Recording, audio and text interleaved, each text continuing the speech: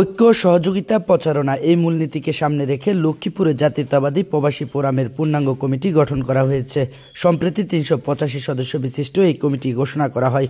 কমিটিতে সভাপতি মোহাম্মদ মাকসুদুর রহমান মিয়া মাকসুদ ও সাধারণ সম্পাদক মোহাম্মদ জাকির হোসেন, এছাড়াও সিনিয়র সহসভাপতি আরিফুর রহমান, সিনিয়র যুগ্ম সাধারণ সম্পাদক মোহাম্মদ মনির হোসেন, সাংগঠনিক সম্পাদক হিসেবে মোহাম্মদ মুরাদ হোসেন ব্যাপারীর নাম উল্লেখ করা হয়।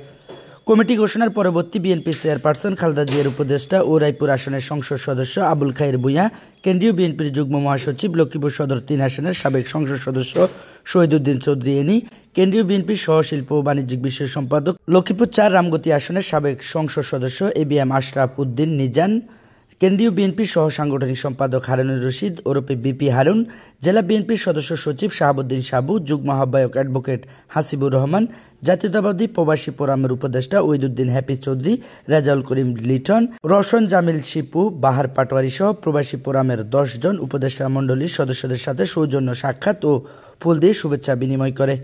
লক্ষ্মীপুর জেলা জাতীয়তাবাদী প্রবাসী ফোরামের সূত্র হতে জানা যায়, বিভিন্ন আন্দোলন সংগ্রামে ক্ষতিগ্রস্ত নেতাকর্মীদের সহযোগিতায় দীর্ঘদিন থেকে কাজ করে যাচ্ছে লক্ষ্মীপুর জেলা জাতীয়তাবাদী প্রবাসী ফোরাম। এছাড়াও অসহায়দের সহযোগিতা, প্রবাসীদের সমস্যার সমাধানে নানামুখী কর্মকাণ্ড করে যাচ্ছে।